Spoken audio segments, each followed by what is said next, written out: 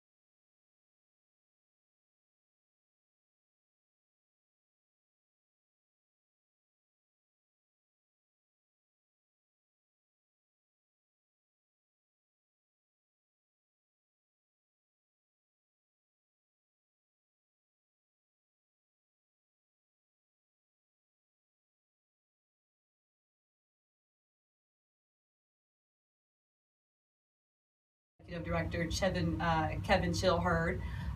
We talked about the why for this show, why this type of show, why right now. And I talked a little bit about my background and why, who I am and what I do and why we're doing this. I'm just gonna talk a little bit more about that right now so that everybody watching kind of gets an understanding of what the purpose is, why we're here. So I think life is made up of little moments, right? And I had a lot of little moments that I think led me to the point where I am right now. And I think some of those moments, you don't even realize what's going on when they're happening. And the first moment, I think, happened way back in 8th grade. And I had a teacher, and his name was Mr. Callister. And as I was filling out my classes for 9th grade, Mr. Callister assigned me into honors English.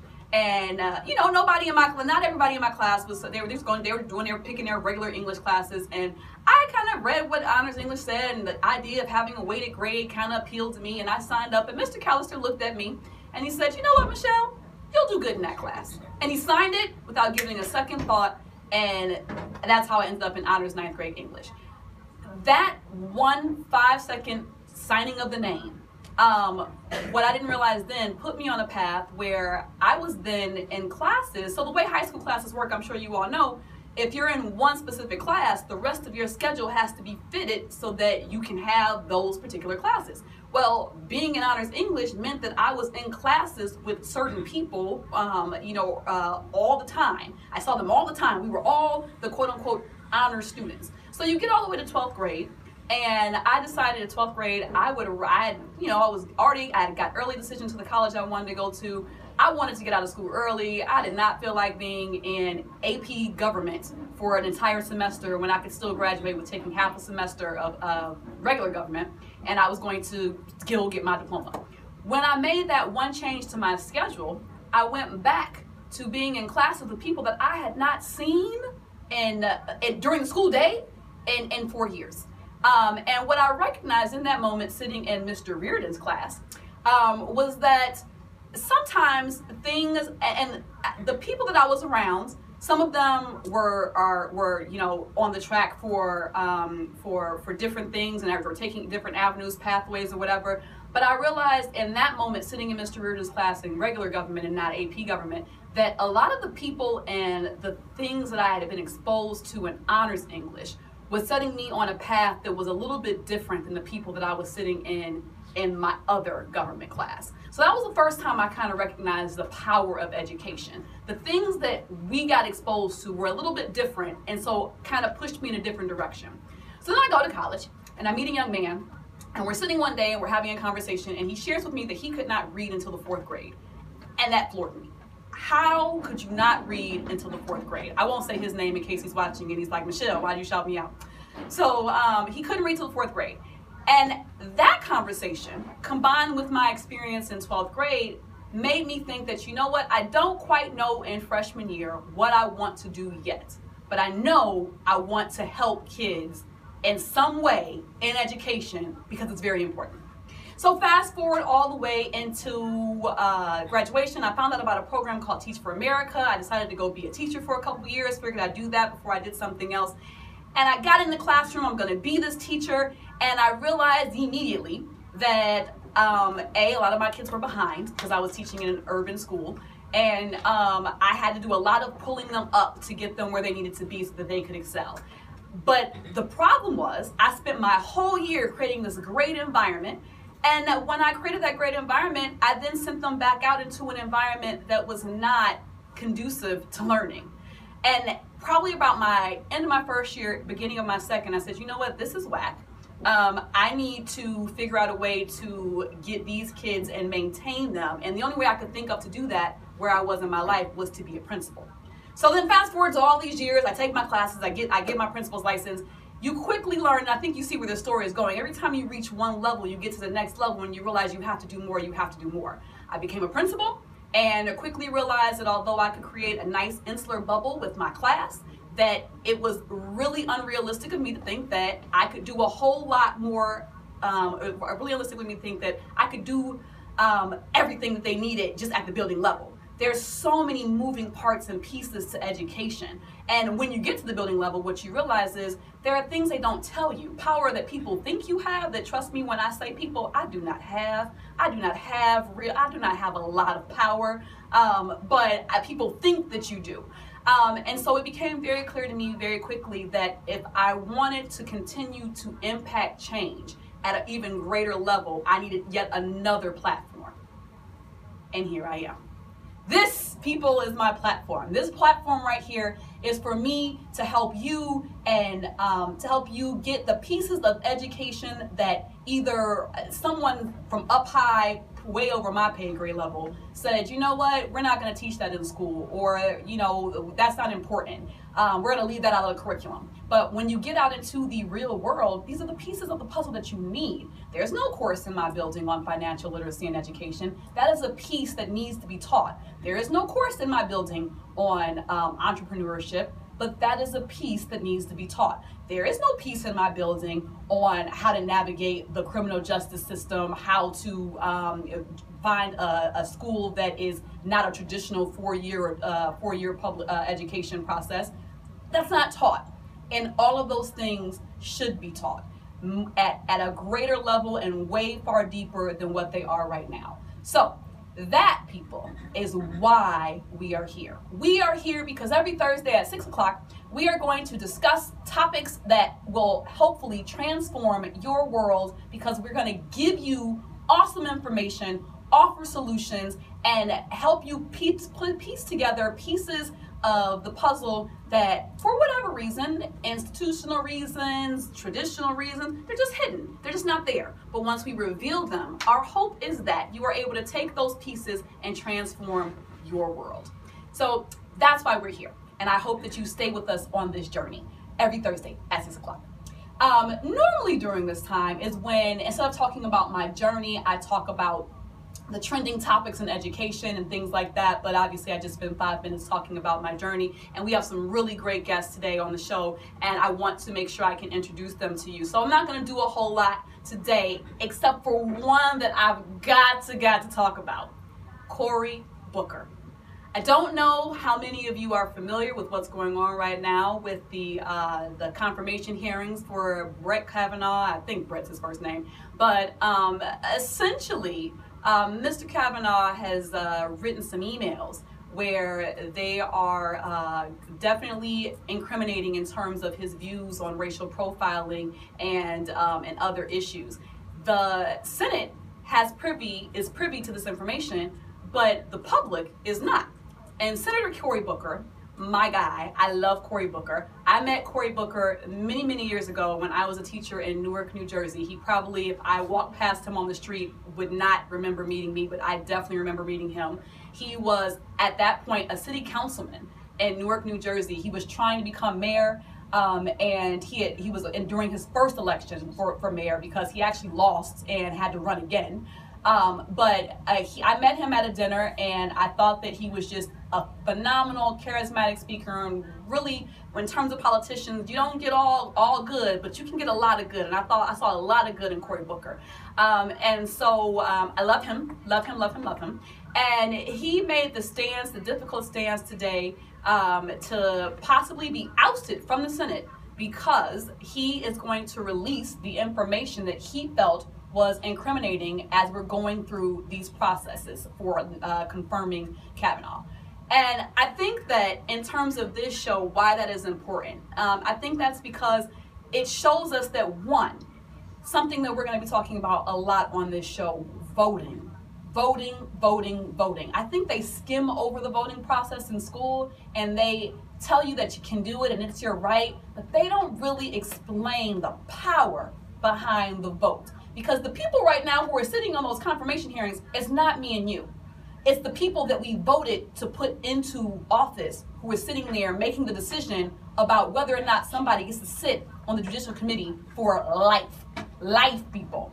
And so if we don't choose wisely and are not educated about these topics before they go to Capitol Hill, we'll be stuck with somebody who is like, you know what, well, who might have seen that same information and gone, well, yeah, it's not great, but what we're gonna do, we might as well just go ahead and pass them on. And Cory Booker looked around and said, you know what, you're right, it's not great, this is wrong, and no matter the cost to me, I'm going to take a stand. And I love him for that. Cory Booker, I applaud you. When these midterm elections come up in November, those are the type of candidates that we should be looking for. Candidates who are willing to step up and do the right thing, even when it's going to cost them something. We can make comparisons right now to Colin Kaepernick. We can make comparisons to anybody who has ever stood up for what they believed in at great personal cost. So kudos to you, Cory.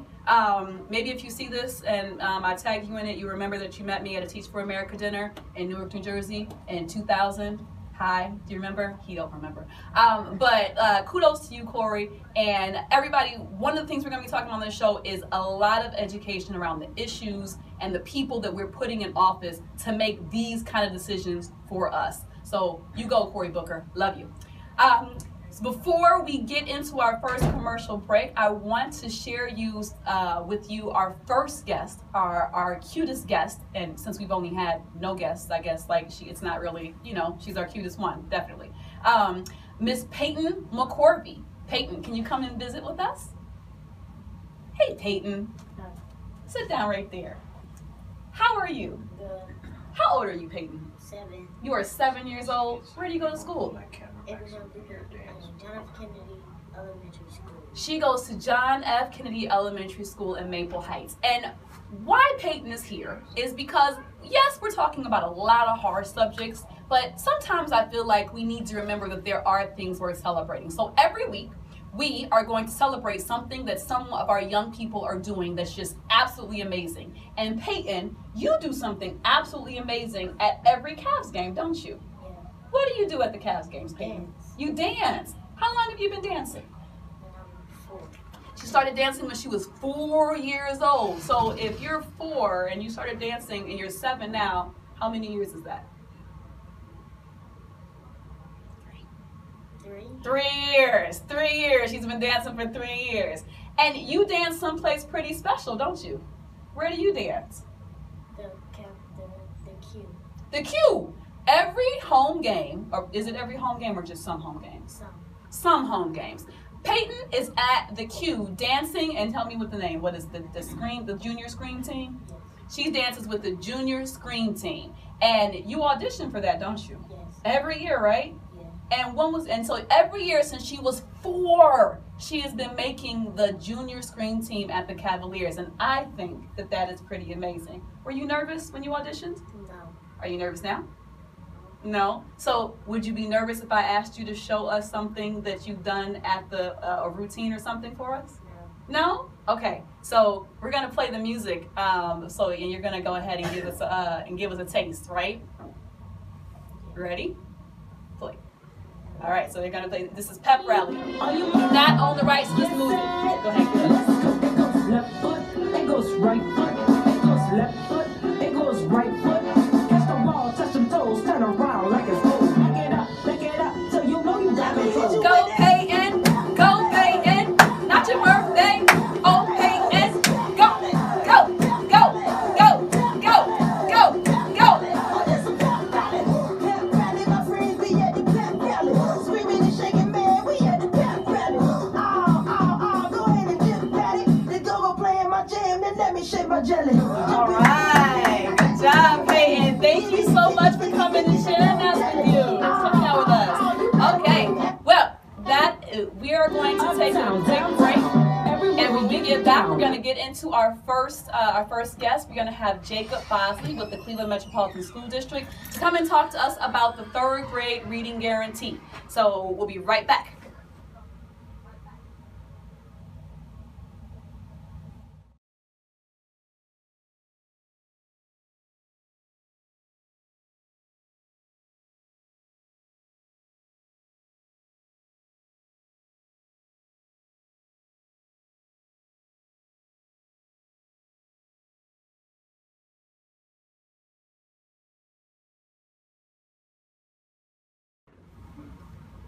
How was it so far? Good, I loved it. I think it's so much fun for me because I have no idea. We good. All right. Welcome back, everybody. This is Mr. Jacob Bosley. Jacob, can you tell everybody where you're from and what you do? Sure, I am an aspiring principal in the Cleveland Metropolitan School District. So I am in a program that mentors administrators to become principals next year, and I'm currently at Bureau Dual Language Academy. Awesome. I know Bureau. It's an awesome It's a great school. I love it. Well, I asked you to come because it's the beginning of the year. And a lot of times we find that parents in the school systems aren't aware of different rules and regulations and things that affect them until it's too late. Absolutely. And one of those things that's really important, specifically for parents of 3rd graders to know and understand, is a 3rd grade reading guarantee. Right. So can you talk to us a little bit about the 3rd grade reading guarantee? What is it? Sure. So the 3rd grade reading guarantee was a program that was developed in 2014 to monitor kids to see if they were on track for reading. We monitor kids in kindergarten, 1st and 2nd and 3rd grade, and that program was designed to see are kids on track in reading, and if not, what supports those schools will provide. Okay, so what happens if a kid is monitored and they are deemed to be not on track? Yeah, and that's a great question. So what the state has is something called a reading improvement plan. Okay. So if a child is not on track for reading, whether it's in kindergarten, 1st, 2nd, or 3rd grade, the child goes on a reading improvement plan. We have to provide at least 90 minutes of reading instruction per day that's intensive for that child. The teacher also has to have a reading endorsement, master's, or have been teaching reading for at least a year. How does the state measure whether or not a kid is on track? Sure. So kids are tested each year. We test kids a lot in the state of Ohio. And what we do is in kindergarten, we have our kids take the kindergarten readiness assessment, which actually just happened. And what we do is we identify if kids are on track for reading that way. And then also the school districts can identify different assessments to identify if kids are on track each year. So if you look at the state report card in Ohio, and if you look at your specific school, that's called the K3 literacy score on the report card, which will identify how many kids are on track and off track each year. So what happens if my kid gets to third grade or first grade, second grade, and they are consistently off track? What happens? Sure, if students are consistently off track, then that's where that reading improvement plan will come into play. They'll get intensive support, they'll get additional support from various staff members within the building, and that reading improvement plan will help track and monitor their progress throughout that year. But in third grade, so it's called the third grade reading guarantee. What's so special about third grade? Does something special happen in third grade? Third grade is the big year for the third grade reading guarantee. So students will take the Ohio State assessment at the end of the year, and different districts can elect to take different assessments throughout that year too, to identify if a child is on track. So if a child is on track and they pass their assessments, they can be promoted to fourth grade. If a child is not on track by the end of third grade, they can be retained in that grade again. Oh, so you're saying that if at the end of third grade, if my child does not get a specific score on the third grade test, Right. then my child does not get to go to fourth grade. Exactly, and the state actually just passed a new law in effect this year that increased those scores. So right now, to be moved into fourth grade from third grade, a child has to get a 677 on the Ohio State assessment, or there's a secondary score called a sub-score, and that's been increased from 45 or 44 to 45. So either a 677 or a 45 will allow a child to be promoted to fourth grade. And that's on the state test. That's on the state test, exactly. Okay. So some districts can use various assessments to test their kids. So for example, in the Cleveland Metropolitan School District, we use an assessment called the NWEA. If a child passes that assessment with a score now of a 193, either in the winter or in the spring, and again in the summer, if they didn't pass those, we can promote them that way as well. Okay, so I heard you say winter, spring, and summer. So the state just can't arbitrarily, like, it's not my kid gets one shot to pass Right. this test, and then that's just it. Exactly. So they get more than one opportunity. They get more than one opportunity. Third graders actually take the Ohio State assessment twice. They take it in the fall, and they take it again in the spring, and then also districts can elect to choose to take a different assessment to monitor throughout the year, and as long as they meet those scores, they can be promoted to fourth grade. So it sounds like a lot of testing. It is. But why would Ohio, do you think, elect to adopt something like this with all the the state of testing? Why do something like this? Sure, there is a ton of research out there. So in 2014, the state superintendent made a comment and said that it is the state's almost obligation to make sure that all kids can read by the third grade. The studies show that 27,000 kids in Ohio in 2014 were not reading proficiently in third grade. And research also shows, research that came out of Maryland actually, shows that if students can't read by third grade, they are 4 times more likely to drop out in high school. I see. So that's kind of the state's attempt to address an Absolutely. issue that there is tons of research to support. Exactly, tons Okay. of research. Tons of research. So parents of third graders, if you're a kid, I hope you were listening, does not get a, what are the two scores again? A 677? 677 or a 45. And they take the test what, twice? Twice. So third graders in the state of, and this is no matter what district your kid is in, third graders in the state of Ohio take this test in the fall, so they'll be taking it probably when, October-ish? Yeah, it comes up end of October, early November. End of October, and then again Again in the spring. So state testing starts in March. in March. So parents of third graders, I hope you were paying attention. You need to make sure and be in conversations with your kid's school. You need to be asking, Absolutely. is my kid on track? First of all, if you go to your kid's school and you ask your third grader, is my kid, you should not have to say anything else but that. Is my kid on track? If the people cannot answer that question, they ask you any questions like, what are you talking about? Pull your kid from that There's a school. problem. I don't Absolutely. care where, pull your kid from that school. That's number one. So when you go to the school and you ask them, is my kid on track? They should be able to tell you. They should be able to tell you whether or not your kid is on track. And if they are not, they should be able to give you the details Absolutely. of your kid's improvement plan. Absolutely, and I would definitely recommend too to ask schools for those reports. So schools can provide you parent reports after your child takes that assessment, and that gives a very detailed account of what they did well in. You should be able to ask your teacher for tips what to do at home, tips to do on the weekends during the summer. Your third grade teacher, kindergarten, first, and second grade teacher should really be able to give you any information that you need to make sure your child succeeds. Yeah, that's great information to know. What if I just don't agree that that my kid should be retained? Right. So in the state of Ohio, it's actually a law. So if your child does not meet that cutoff score at the end of the year, they are to be retained in the third grade again, and that goes for any school. But I say no.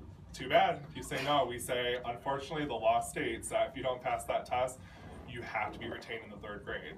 In the state of Ohio, too, for an example, at our school, if a child is retained because of the third grade reading guarantee, any school in Ohio has to abide by that. So you can't pull your child out and take them to a different Ohio school. That grade will follow them, and unfortunately, they would be retained at any school in the state of Ohio. That is interesting information. You just taught me Right. something. Oh, that good. one, Awesome. that one I did not know. I did not know that, but that's good to know. So people, so I hope by giving you this information, you understand that it's not personal. If a teacher, a parent, or an educator is explaining to you that your child needs some assistance, they're not quote unquote on track, it's serious. And you start getting notified as early as kindergarten, first grade, second grade, so that it's not a surprise in third. And there should be, and hold your schools accountable. There should, if somebody's telling you that your kid is, if you go in and have that conversation, is my kid on track? And they say no, then the next question out of your mouth should be, well, what are you doing to help my kid get on track? And they should be able to provide you with a very detailed explanation as to what they're doing to help your kid get on track. And just know that it's not something you can fight. It's not the principal being mean to your kid. It's not the teachers being mean. It's literally the law. Right, exactly. It's literally the law. Yeah, and as parents, you are your child's biggest advocate. Like, ask those tough questions. If you want to know an answer, you ask the teacher, you ask the principal. Just as Michelle said, they should be able to give you a very detailed report. And then also ask for a copy of the reading improvement plan. If your child's not on track, you are responsible and obligated to get that plan. And actually, the state requires that parents sign it. So if you don't get a reading improvement plan, you definitely got to make sure that you ask for that. Now, are there any exemptions? Are there any situations where a kid might be passed even if they didn't pass the test? Sure. So there are some different exemptions. So for example, for our English language learners, if they've been in the country for less than 3 years, there are certain assessments that we can look at to see if they are English proficient enough to take the assessment. Some of our students with IEPs, the individualized education plans through special ed, some of our kiddos there might have an exemption in there. And if a child was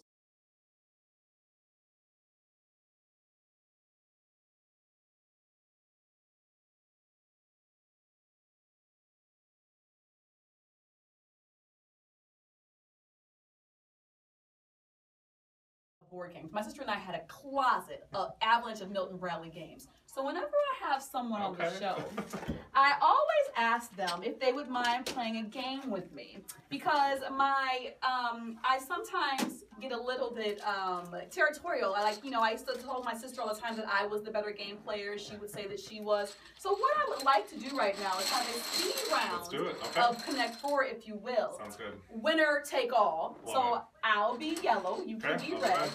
And we are going to play the fastest game of Connect Four you will ever see. Perfect. Winner gets bragging rights for life. Okay. I'll remember that. And then I keep score. I keep score on my nifty board. Is it up the side? Yes. Me versus them. Me versus board. Everybody else is going to come on my show. All right. So you are my guest. I'm going to let you go first. You have 3 seconds to make a choice, and then go. Ready and go. Yeah, we're good. 1, 2, 3. Let's go. 1, Whoa, 2, we're going 3. fast. We're going fast. 1, 2, 3. 1, 2, 3. Did I win yet? No. 1, 2, 3. 4. Oh shoot! I can't. Yeah, I almost said something I shouldn't say.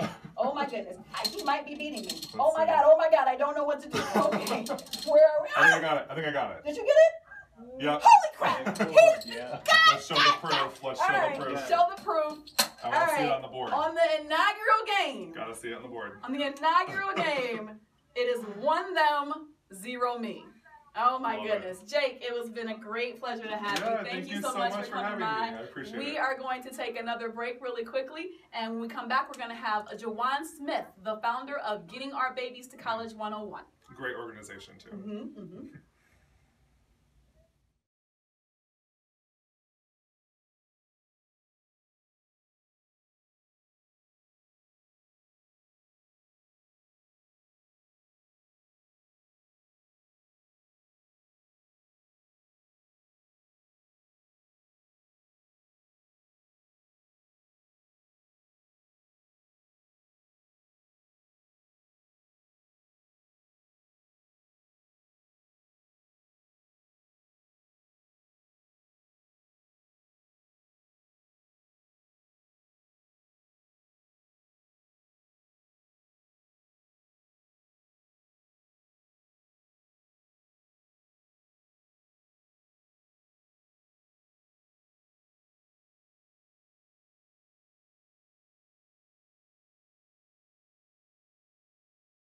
All right. Welcome back, everybody. We are here now with Jawan Smith. Jawan Smith is the founder of Getting Our Babies to College 101. And so we just got finished having a conversation where we talked about the third grade reading guarantee and what you should be doing for your third grader. But, you know, everybody has kids and they grow up faster than than you realize. And before you know it, you have high schoolers and middle schoolers, and you're trying to figure out what you're going to do next. And Miss Smith has come up with a program because she was in that situation, and she had to figure out what she was going to do next. So tell us how Getting Our Babies to College 101 came to be. Well, it started when my daughter was in middle school and she expressed an interest in college, but I really wasn't welcome, or there were no resources that were open for me as a parent to be able to go through the process for her. And I knew as a parent there were things that I could be doing to kind of make the process a little bit easier. But, you know, the school was doing their thing, and it kind of like I was over here, and I'm like, but hey, I'm the mom, you know, I know there's something I could do. So I just started doing my own research, finding about different things, you know, how to find the money. She plays sports. I started learning about NCAA. I learned about how to do the college visits properly. Because, you know, you could go and walk around, but, you know, there are things as a parent that you should be doing on a college visit. So I kind of just taught myself. And over time, other parents started to see this, and I started working with other parents. And then it went from like a full-time hobby to now it's a full-time career. Wow. Okay, so you started your baby. You said your baby came to you and said in middle school she was ready to go to college. Yes. Okay. Yes. But I'm assuming that you found as she progressed through school, were there more resources or? Well, the issue with my daughter, she had dyslexia. Okay. So with her having that disability, it was kind of almost told to her that, you know, you'll just get a minimum wage job, you won't go to school because you have this disability, you just need to make it through, kind of. Okay. So she was adamant, you know, I'm not going to be a statistic, I want to be more than that. So when she told me that, I'm like, okay, well, if this is what you're serious about, then, you know, I'm going to do my part. But as I stated, when I went on the school websites, the only thing they did have that was really good, they have the family engagement department, and so they had the college tours. Okay. So the Cleveland schools, they do offer that, and it's free to parents. Awesome. So every opportunity we had, we were jumping on that free bus. Every chance, because I wanted her to see, because how do they know what type of environment is for them if they've never even been there? Right. So that was very important. So we took advantage of that all the way up to actually her 11th grade year. Okay. So that was a huge resource. And then outside of that, there really wasn't anything that included me as a parent. Okay. So basically, like you saw some things, there was still a void, and you created your void. So tell us more about what kinds of services and things that Getting Our Babies to College 101. What do you guys do? So basically what I do is I go into schools and I work with the parents from a parent's perspective. So the type of things that I, you know, needed help with, you know, understanding how to actually fill out a college application, how to find the money, how to market my student, because we as parents, we all think our student, you like the best volleyball player, you're LeBron James, like you're but the colleges don't know that. It's a million LeBron Jameses in these schools. So what can I do to help prepare my child? You say market, like sell your kids. So that's a thing. Yes, you have to market them when it's sports, whether it's academics, because if you look at a school like John Hay, everybody in there is the top. So what makes your child stand out and compared to her classmate that's sitting next to her or her classmate that's sitting behind her that, you know, will make the college look at her first? So as a parent, it's your job to market your child, even if they're not. So you have to, first off, you have to make sure you keep track of the transcripts. I tell people transcripts is something you should be looking at every 90 days, like a pay stub. You want to look at that because you want to make sure everything on there is what it should be. You know, my daughter had one semester where it was a computer glitch and it had eyes. Now, if you go to the counselor, you say, okay, just forward my transcript to this college. Now it's went out and it has all these eyes. And it's like, wait a minute, we don't want this kid, so the application goes in the trash. So as a parent, you have to keep track of the transcript. If you see your child has something that they're strong in, if they're a strong math student, then you target those colleges. Target those schools that have math programs. Look for those scholarships that are math focused. That way you're going into the area where they're strong in versus, you know, trying to pitch them to somewhere is really not a good fit. So how do you pitch them? How do you pitch your kid? Well, first off, you do an academic resume. I'm big on an academic resume. What is that? So what it is it's equivalent to an employment resume. Okay. Everything that you've accomplished. You need to keep, letters of recommendation, awards. Because how many people get to the 11th, 12th grade and they still have awards from 9th grade? A lot of people. A lot of people have awards from like. I mean, paper, not trophies. Oh, no. I'm talking about the little paper certificates. The none. So what we're doing is we're scanning those. You get a disc or you put it on your hard drive and you scan everything. Awards, letters of Did you guys hear that? recommendation. Keep those. Yes. Attendance report awards, cards. citizenship. When you Yes. guys go to those, like keep those. Yes. Keep those and scan them. Yes. Okay. Scan those. You want to keep all of those. Letters of recommendation you want to start asking for in 9th grade. Community service. You want to keep track of your community service hours. If you're not a good paper person, you scan it, put it on your disc. That way when you're applying for those scholarships, that information is right there. You could just forward them the paperwork that you already have been keeping track of. Okay. So as a parent, you want to make your child look as pleasing on paper as you can. Okay. Because you're not going to do the initial interview. The first sight they see of your child is on a piece of paper. Yeah. So you have to bring out the strong points. If they're strong in math, you lead with that. If they have an activity, you lead with that. If you're talking about, how much community service that they're doing, you want to make sure you make it a point to talk about that and how they actually got into that and why they do that and how many hours they've done in it. Okay. So you want to do everything you can to put the spotlights on their strengths. Okay. Now, what happens? You mentioned the student athletes. I have a son. He thinks he's LeBron James' second coming. I'm not gonna put him on blast out there, but I you gotta know your baby. But that is not to say that my baby doesn't have some skills. He definitely has. He's not LeBron, but he well, I wouldn't say Kevin Durant because he killed me because he don't like him. But so how do I? There's so many. So how do I market him to different schools? The first thing you want to do is you make sure you find a trainer. We have rec centers all over the city. They have open gyms. They have all those different resources. You have so many people in this city that want to give back. This is a sports town. So there is you can go anywhere and stumble across somebody that plays sports of some kind and they want to volunteer and give back. Okay. So find somebody that's willing to invest and get them some training. Record everything. Okay. If you Google my daughter, there's hundreds of pages of her. Videos walking in the gym. Like I literally record everything. Practices, workouts, training, tryouts. Okay. I recorded everything and I just put it on Google, on YouTube, because when the school sees your name, first thing they're gonna do is Google you. Well, I never thought about that. First thing they do is Google you. So that's why I always stress in my sessions about social media. Oh my goodness. So you create a specific YouTube channel just for your daughter? Yes, I upload everything. And she has a sports Facebook page, a sports Instagram page. That way when they Google, they'll pull those sites up. Okay. And then you just have the whole list. They can click down and see everything. So you don't have to put them on like a CD and send them or anything like that, or put them in an email?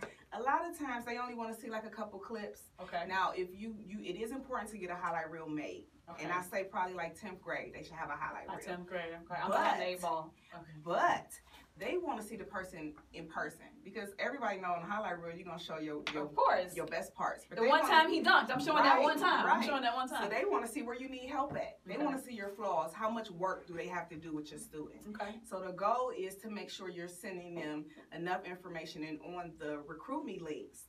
Every school has one. Every college. So a Recruit Me link. That's new. Okay. Every school has, every college. And if you're interested, you go on and you fill out the little profile, and then it'll have a box at the bottom where you put a URL. Okay. So that is where you could put your highlight reel link or one of your favorite YouTube links. Do you hear all this knowledge? This is when I say the purpose of the show is to give you I have an 11th grader. Blew me away. I'm blown right now. Registered for Clearinghouse? Because doesn't he have to take the SAT for that? The PSAT. Okay, so let me tell you this. Oh, Lord have mercy. NCAA on their profile page says that your student should be registered on NCAA Eligibility Center in the 10th grade. Oh, okay. Think of this. You're taking ACT, SAT, 11th grade. For them to take your scores, it has to come directly from the testing center. So if you're not registered in 11th grade and you take the test, they're not going to take that score. Oh my goodness. I hope you all had a pen and a pad. So she said you have to go on those college visits. She said you have to keep for your academic babies, because not everybody's a LeBron James. Right. You know, for your, keep a piece of evidence that they have that shows their academic achievements. Scan it so you have it. Create an educational resume for your kids, so that when the time comes to apply, you can send them all the things highlighting the best parts of your kid. You know, for the athletes, start taping. A lot of you all tape your kids already. Right. Instead of just keeping those files on your phone, create a YouTube channel. And you can YouTube how to create a YouTube channel. So create a YouTube channel and put those clips up there so your baby is Google searchable. And so that people can start seeing them. Make sure they are registered for, what was it again? NCAA eligibility. NCAA eligibility center. Yes. The recruitment links. I had no idea. When your kid finds a college that they like, go to the school. Go to the recruitment link. Say, recruit me. They will come see you or reach out. That's when you put the information on, and if they're interested, then they'll reach out and they'll come out. And another thing I like to point out with the athletes, make sure you check the roster. Look at the roster and see how many people will be graduating when you come in. You don't want to waste your time if they got a whole team full of freshmen and sophomores. Gotcha. Then, you know, you're not really going to get an opportunity to play. And that kind of deflates our athletes because they want to play. So you want to make sure you're looking at their roster and see how many people are leaving. Look and see how many people are red shirt. If they got 15 athletes and 10 are red shirt, keep it pushing because they don't care about academics. Okay. All right. Okay.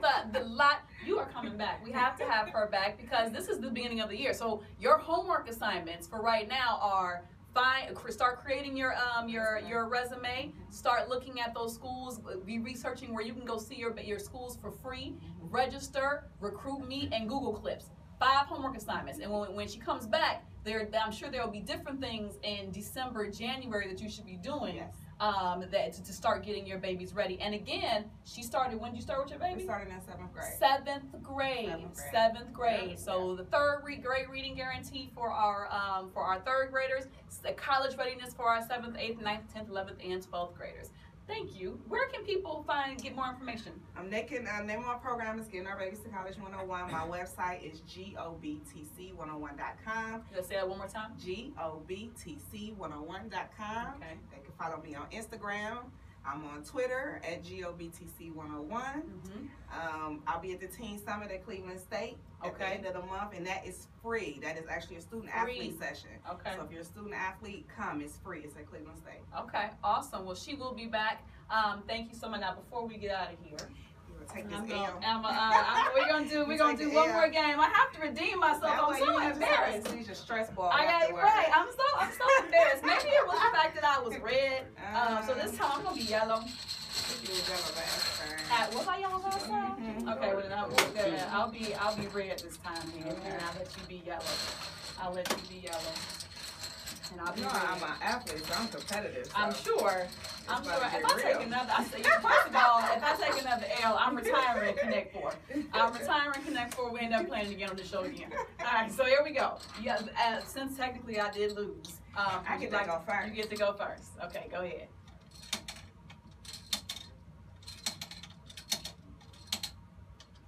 Really? I totally almost lost. That's embarrassing. God dog it.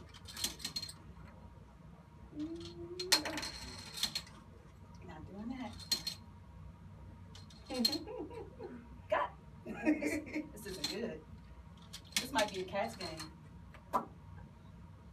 I think I'm at 1, 2, 3. Okay, I done broke my own rule, my own 3 seconds. You lost.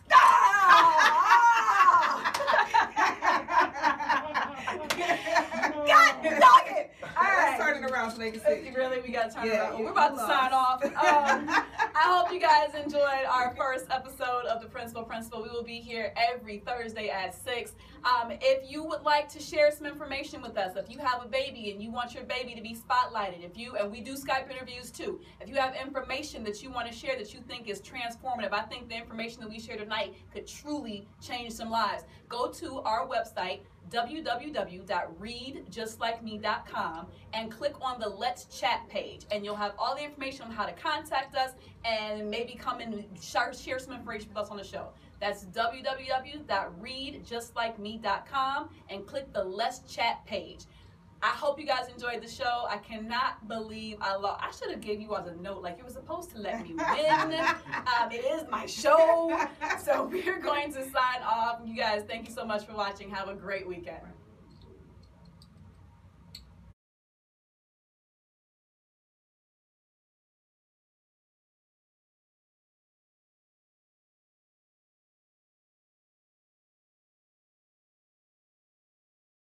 Just Like Me Books, promoting a love of reading and increasing access to diverse characters and stories one book at a time.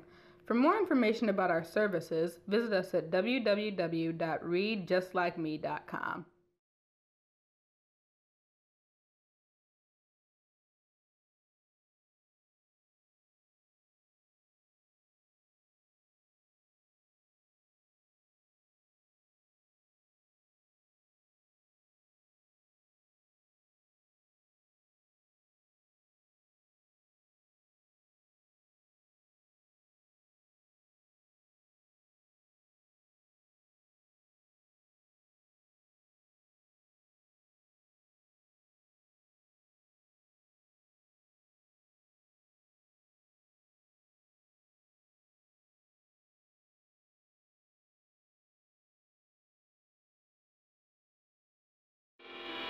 Are y'all ready to spill the tea?